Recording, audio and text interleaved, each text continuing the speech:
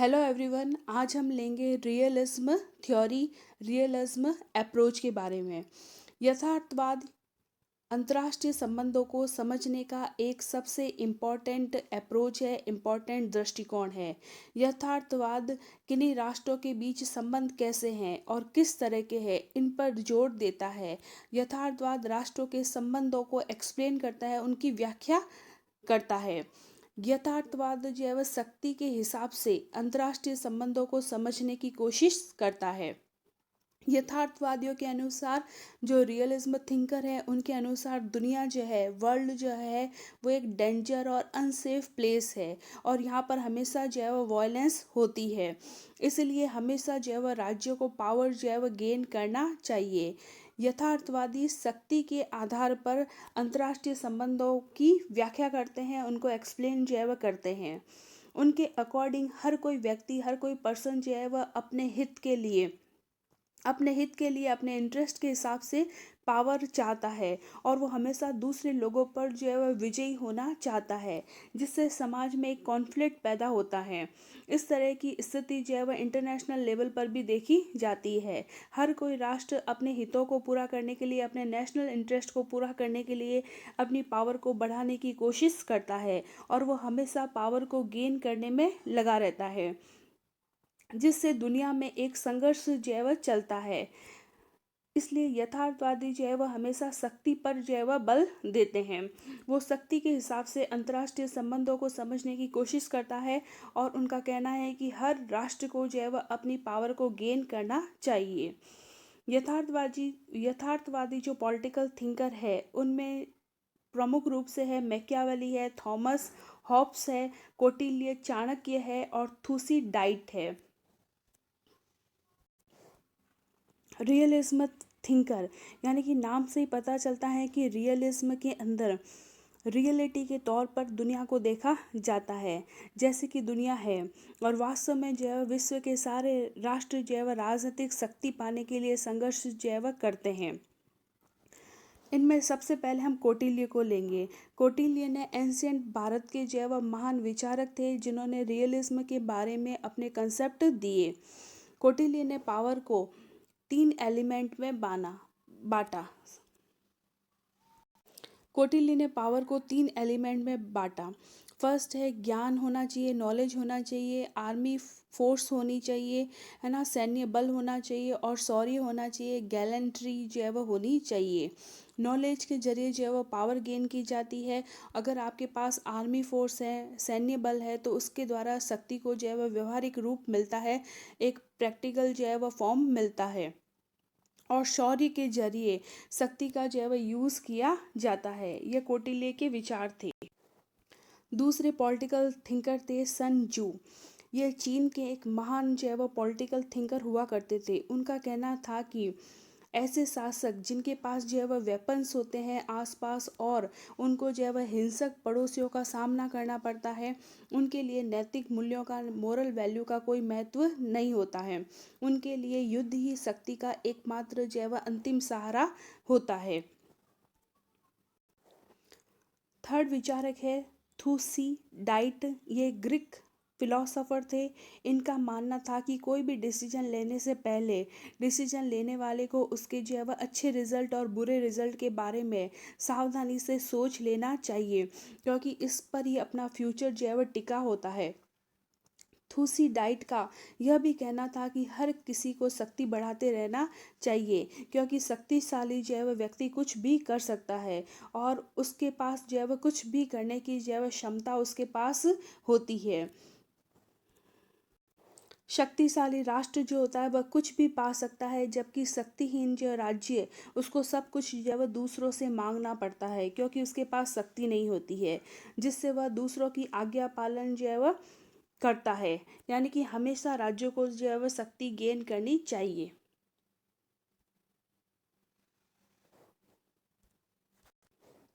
इस तरह के चौथे विचारक थे मैकियावेली। मैकियावेली का यह कहना था कि सभी को जो है वह मॉरल तरीके से या इमोरल जो है वह टेक्निक से अपनी शक्ति को बढ़ाना चाहिए। मैकियावेली ने बताया कि एक जो रूलर होता है, एक शासक होता है, उसमें जो है वह लॉयन के तरह और फॉक्स के गुण जो होने चाहिए, लोमड़ी के गुण होने चाहिए। यानी कि शेर जैसी शक्ति जो है वह शासक में होनी चाहिए और लोमड़ी जैसी चालाकी भी होनी चाहिए। अगर शासक जैसे गुण है यानी कि पावर है तो वह शक्ति के दम पर कमजोर देशों को हरा सकता है। और लोमड़ी में छल कपट के गुण होते हैं जिससे शक्तिशाली राज्यों को आसानी से पराजित किया जा सकता है। मैकियावेली का यह कथन था कि शासक का पहला कर्तव्य होता है राष्ट्रहित, और राष्ट्रहित तभी पूरा हो सकता है जब किंग के अंदर या रूलर के अंदर जो है वह शेर और लोमड़ी दोनों के गुण मौजूद हो। इसी तरह यथार्थवाद पर अपने विचार दिए थॉमस हॉब्स ने। थॉमस हॉब्स जो है वह 17वीं शताब्दी के एक महान इंग्लैंड के फिलोसोफर थे। उनका कहना था कि पहले राज्य जो है वह रूट वेजिटेबल यानी कि कंद मूल खाकर जो है वह राज्य के लोग अपना गुजारा किया करते थे। उस वक्त समाज का जो स्वरूप था वह अव्यवस्थित था, डिसऑर्गेनाइज्ड था, असभ्य था।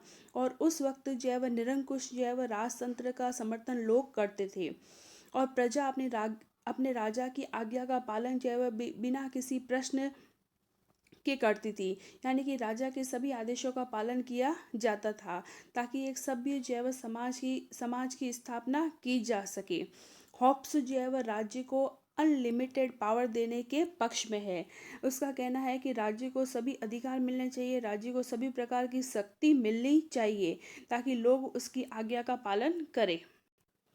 यथार्थवाद पर सबसे अच्छे विचार जो है वह मॉर्गन थाउयू ने दिए हैं। उनका कहना है कि किसी भी देश के लिए जो नेशनल इंटरेस्ट होता है वो सर्वोच्च होता है। मॉर्गन ने विल्सन के आदर्शवाद की यानी कि आइडियलिज्म थ्योरी की जो है वह आलोचना की है। उनका कहना है कि राष्ट्रीय हित के लिए जो है शक्ति पर बल देना चाहिए। नैतिकता और आदर्शवाद से जो है वह कुछ नहीं होता है। अगर हमने हिटलर और मुसोलिनी जैसे तानाशाह पर काबू पाना है या उसका मुकाबला करना है तो हमें नैतिकता को नहीं अपनाना चाहिए, हमें शक्ति जो है वह गेन करनी चाहिए। तब ऐसे जो है वह तानाशाह का मुकाबला किया जा सकता है।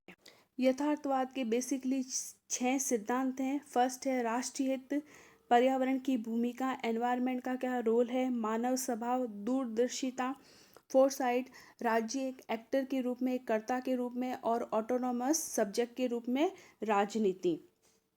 ये रियलिज्म के जो है वह 6 सिद्धांत है। यथार्थवाद का पहला सिद्धांत जो है वह राष्ट्रीय हित है। राष्ट्रीय हित यथार्थवाद का जो है वह बेसिक एलिमेंट है।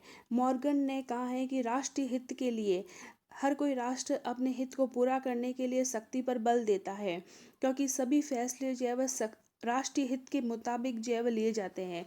कोई कंट्री जो है वह अपने नेशनल इंटरेस्ट के मुताबिक ही डिसीजन लेते हैं। दूसरा उसका मेन है पर्यावरण, एनवायरनमेंट। पर्यावरण राष्ट्र हित जो होता है वह समय के अनुसार बदलता है। राष्ट्रपति के अनुसार ही हर कंट्री की जो है वह पॉलिसी बनाई जाती है। राष्ट्र हित पर्यावरण के हिसाब से जो है वह तय किया जाता है, यानी कि जैसा माहौल होगा वैसा ही जो है वह क्या होगा, राष्ट्र होगा। जैसा माहौल होगा वैसी गवर्नमेंट जो है वह चुनी जाएगी। थर्ड आता है ह्यूमन नेचर। कानून की जड़ें जो है वह मानव स्वभाव से जुड़ी हुई होती है। मनुष्य जो है वह स्वार्थी भी हो सकता है, लोभी भी हो सकता है। यानी जिस तरीके का मानव शासक बनेगा राजनीति बिल्कुल वैसी ही काम करेगी। फोर्थ यथार्थवाद का सिद्धांत है दूरदर्शिता, यानी कि जो आपके नेता है, लीडर है, वो अंतर्राष्ट्रीय जैव नैतिकता और कानूनों का फैसला अपनी इच्छा के अनुसार करते हैं। हर नेता अपने हिसाब से जो है वह नैतिकता की व्याख्या करता है। राजनीति के अंदर दूरदर्शिता का बहुत ज़्यादा महत्व होता है, फोर्थ साइड का बहुत अच्छा महत्व होता है। राज्य हमेशा एक एक्टर होता है जो एक्टिंग करके अपने हितों को, इंटरेस्ट को पूरा करता है। राजनीति एक ऑटोनोमस सब्जेक्ट होना चाहिए जिसके अंदर जो है वह जो गैर राज्य है और जो एनजीओ की कोई भूमिका नहीं होती है। जैसे एक बिजनेसमैन होता है वह बिजनेस करके अपने हितों को पूरा करता है, उसी तरीके से यथार्थवाद के अनुसार जो है वह हर राज्य एक एक्टर होता है और वह अपनी एक्टिंग के जरिए अपने जो है वह हितों को पूरा करता है। यथार्थवादियों के अनुसार राजनीति को एक ऑटोनॉमस सब्जेक्ट जो है वह समझना चाहिए।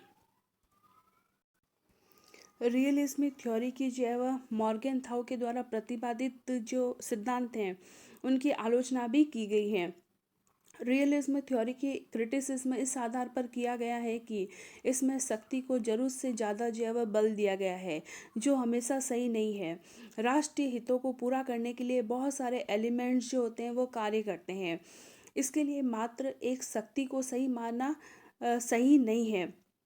यदि यह मान लिया जाए कि राज्य हमेशा शक्ति और संघर्ष में ही व्यस्त रहकर अपने राष्ट्रीय हितों को पूरा करेंगे, यह आवश्यक नहीं है। वास्तविकता यह है कि राज्यों के मध्य जो है वह संघर्ष के साथ साथ जो है वह सहयोग भी होता है। उनमें जो है वह ब्रदरहुड की भी भावना जो है विकसित होनी चाहिए। राष्ट्रीय हितों को केवल शक्ति के माध्यम से पूरा नहीं किया जाना चाहिए। यथार्थवादी उपागम में मानव प्रकृति के आधार पर भी क्रिटिसिज्म किया गया है।